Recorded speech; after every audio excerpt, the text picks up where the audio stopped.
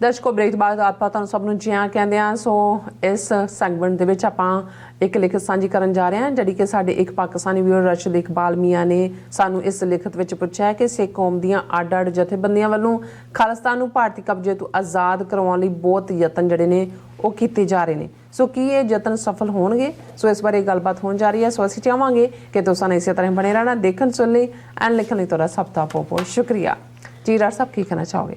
ਦੇਖੋ, ਪਿਛਲੇ ਕਈ ਹਫ਼ਤਿਆਂ ਤੋਂ ਜਿਹੜੇ ਅਸੀਂ ਆਪਣੇ ਵਿਊਅਰਸ ਦੀਆਂ ਲਿਖਤਾਂ ਰਿਸੀਵ ਨਹੀਂ ਸੀ ਕਰ ਸਕੇ, ਉਹ ਜਿਹੜਾ ਵੱਡਾ ਘਾਪਾ ਸੀ ਉਹਨੂੰ ਹੁਣ ਅਸੀਂ ਪੂਰਾ ਕਰਨ ਦੀ ਕੋਸ਼ਿਸ਼ ਕਰ ਰਹੇ ਹਾਂ। ਔਰ ਇੱਕ ਲਿਖਤ ਜਿਹੜੀ 6 ਅਕਤੂਬਰ ਨੂੰ ਸਾਡੇ ਪਾਕਿਸਤਾਨੀ ਵੀਰ ਮੁਹੰਮਦ ਰਾਸ਼ਦ ਇਕਬਾਲ ਮੀਆਂ ਜੀ ਨੇ ਲਿਖੀ ਹੈ, ਔਰ ਇਹਦੇ 'ਚ ਜਿੱਥੇ ਉਹਨਾਂ ਨੇ ਸਿੱਖ ਕੌਮ ਦੇ ਨਾਲ ਹਮਦਰਦੀ ਪਿਆਰ ਜਤਾਇਆ, ਪਾਕਿਸਤਾਨ ਦੇ ਵਿੱਚ ਹੜ੍ਹਾਂ ਦੀ ਤਬਾਹੀ ਦਾ ਜ਼ਿਕਰ ਕੀਤਾ ਹੈ, ਉੱਥੇ ਉਹਨਾਂ ਨੇ ਜਿਹਨੂੰ ਗੁੱਡ ਨਿਊਜ਼ ਦੇ ਥੱਲੇ ਕਿਹਾ ਕਿ ਭਾਈ ਸਿੱਖ ਨੇਸ਼ਨ ਜਿਹੜਾ ਉਹ ਖਰੋ ਰਿਹਾ, ਅੱਗੇ ਵੱਧ ਰਿਹਾ, ਪਰ ਉਹਨਾਂ ਨੇ ਅਖੀਰ 'ਚ ਜਿਵੇਂ ਉਹਨਾਂ ਦੀ ਲਿਖਤ ਦਾ ਹੀ ਟਾਈਟਲ ਹੈ, please help me to sort out my confusion, ਕਿ ਜੀ ਮੇਰਾ ਜਿਹੜਾ ਭੰਬਲ ਭੂਸਾ ਹੈ ਉਸ ਨੂੰ ਦੂਰ ਕਰਨ ਦੇ ਲਈ ਜਿਹੜੀ ਹੈ ਮੇਰੀ ਮਦਦ ਕਰੋ। ਸੋ ਉਹਦੇ 'ਚ ਉਹਨਾਂ ਦੇ ਮੈਂ ਅਲਫਾਜ਼ ਪੜ੍ਹਨਾ ਚਾਹੁੰਦਾ ਕਿ respected doctor Amarjit Singh and respected sister Neelam Kaur, Assalamu alaikum. Walaikum salam. After a long time, I am participating in your program, for which I am sorry. Meanwhile, a lot of water passed under the river bridges. Rather, this water also washed away millions of homes in Pakistan, especially in Singh province, and displaced millions of people. Thousands of lives have also been lost, and still life has not recovered.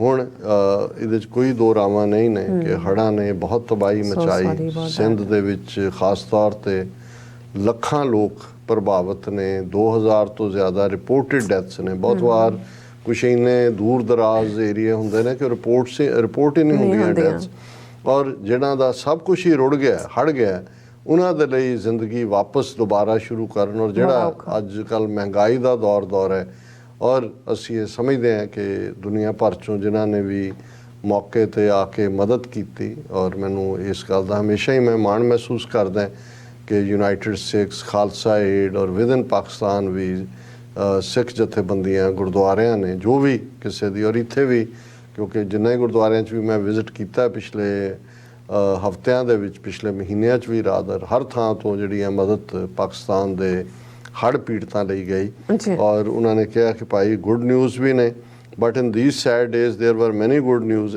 especially about our Sikh brothers and their struggle for Khalistan. Happy to know that a very large number of Sikh sisters and brothers, numbered more than 100,000, participated in referendum. They expressed their opinion in favor of Khalistan in this referendum.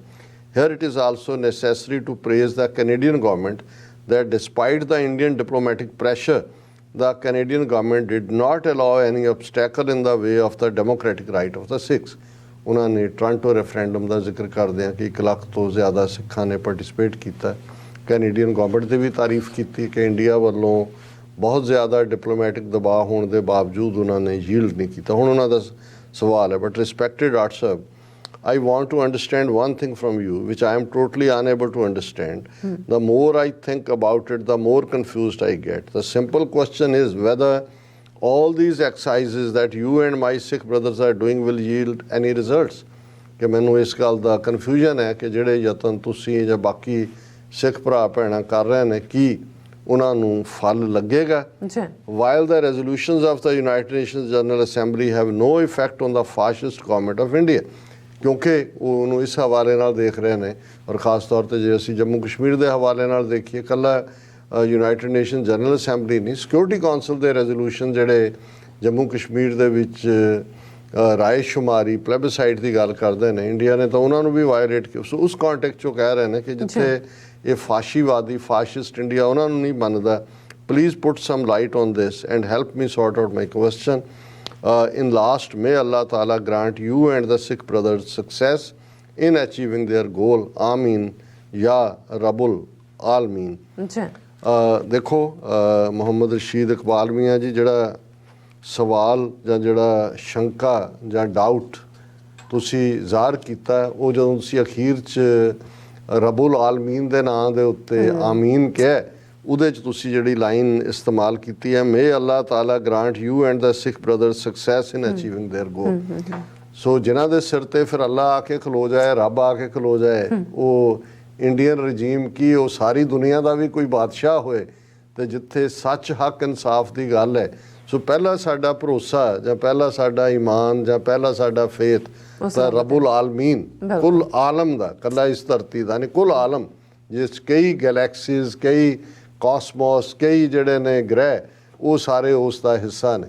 ਸੋ ਪਹਿਲੀ ਗੱਲ ਕਿ ਇਹਨਾਂ ਸਾਰੇ ਟਾਈਮਾਂ ਦੇ ਵਿੱਚ ਜਿਹੜੇ ਖਾਸ ਤੌਰ 'ਤੇ 38 ਸਾਲ 'ਚ ਜੂਨ 84 ਦੇ ਹਮਲੇ ਤੋਂ ਬਾਅਦ ਕੋਈ ਸੂਰਜ ਐਸਾ ਨਹੀਂ ਚੜ੍ਹਿਆ ਸਾਊਥ ਏਸ਼ੀਆ ਦੇ ਹੋਰਾਈਜ਼ਨ 'ਤੇ ਜਿਹਨੇ ਕਿਸੇ ਵੀ ਇਮਾਨਦਾਰ, ਵਿਵੇਕਸ਼ੀਲ, ਥਾਟ ਫੁੱਲ ਸਿੱਖ ਨੂੰ ਇਹ ਯਕੀਨ ਕਰਾਇਆ ਹੋਏ ਕਿ ਭਾਰਤ ਦੇ ਵਿੱਚ ਸਿੱਖਾਂ ਦੇ ਲਈ ਕੁਝ ਬਦਲਿਆ ਜਾਂ ਕਿਸੇ ਸਿਸਟਮ 'ਚੋਂ ਜਸਟਿਸ ਨਿਕਲ ਸਕਦਾ। ਸੋ ਇਸ ਗੱਲ ਨੇ ਰਾਦਰ ਜਿਹੜੇ ਲੋਕ 38 ਸਾਲ ਪਹਿਲਾਂ ਥੋੜ੍ਹਾ ਬਹੁਤ ਇਹ ਸਮਝਦੇ ਸੀ ਕਿ ਸ਼ਾਇਦ ਇੰਡੀਅਨ ਸਟੇਟ ਦੇ ਨਾਲ ਕੋਈ ਸਮਝੌਤਾ ਹੋ ਜਾਏ ਜਾਂ ਉਹਨਾਂ ਦੇ ਕੋਈ ਗੁੱਡ ਸੈਂਸ ਪ੍ਰਵੇਲ ਕਰੇ, ਉਹ ਵੀ ਬਿਲਕੁਲ ਜਿਹੜੇ ਨੇ ਉਹ ਹੁਣ ਉਹਨਾਂ ਨੂੰ ਲੱਗਦਾ ਵੀ ਖਾਲਿਸਤਾਨ ਤੋਂ ਬਿਨਾਂ ਸਿੱਖਾਂ ਦਾ ਕੋਈ ਮਸਲਾ ਹੱਲ ਨਹੀਂ ਹੋਣਾ।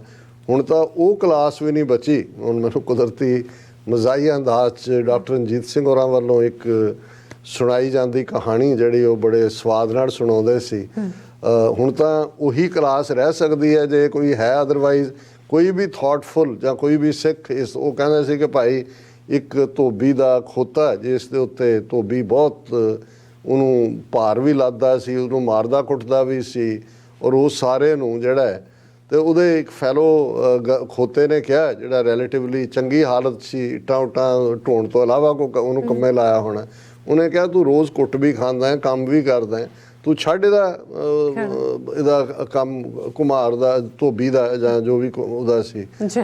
ਔਰ ਉਹਨੇ ਕਿਹਾ, ਕਹਿੰਦਾ ਨਹੀਂ ਮੈਂ ਇੱਕ ਆਸ ਦੇ ਉੱਤੇ ਜੀ ਰਿਹਾ।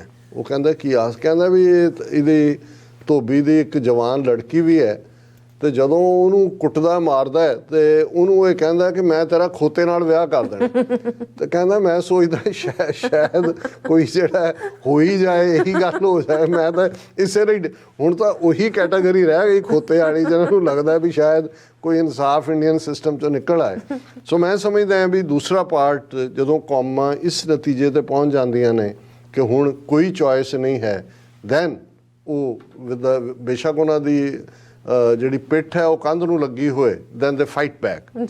ਥਰਡਲੀ ਗਲੋਬਲ ਚੇਂਜਸ, ਜਦੋਂ ਅਸੀਂ ਉਸ ਖਿੱਤੇ ਦੇ ਵਿੱਚ ਪੂਰਾ ਹੁਣੇ ਹੀ ਅਸੀਂ ਡਿਸਕਸ ਕਰਕੇ ਹਟੇ ਹਾਂ US strategy competing with China, ਔਰ ਜੇ ਇੰਡੀਆ ਦੇ ਹਵਾਲੇ ਨਾਲ ਅਸੀਂ ਦੇਖੀਏ ਤੇ ਉਹ ਸਾਰੇ ਖਿੱਤੇ ਦੇ ਵਿੱਚ ਜਿਹੜਾ ਹੁਣ ਫੋਕਸ ਹੈ ਸੈਂਟਰਲ ਏਸ਼ੀਆ ਨਹੀਂ ਹੈ, ਔਰ ਇਹ ਉਹ ਉਸ ਖਿੱਤੇ ਦੇ ਵਿੱਚ ਹੈ।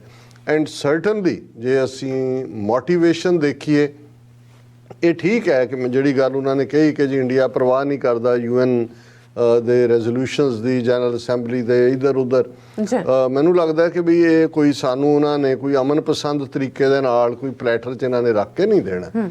ਉਹ ਅਸੀਂ ਡਿਸਕਸ ਨਹੀਂ ਕਰ ਸਕਦੇ ਇਸ ਪਲੇਟਫਾਰਮ ਤੋਂ, ਜਿਹਦੇ ਲਈ ਕੌਮ ਤਿਆਰ ਰਹਿਣੀ ਚਾਹੀਦੀ ਹੈ।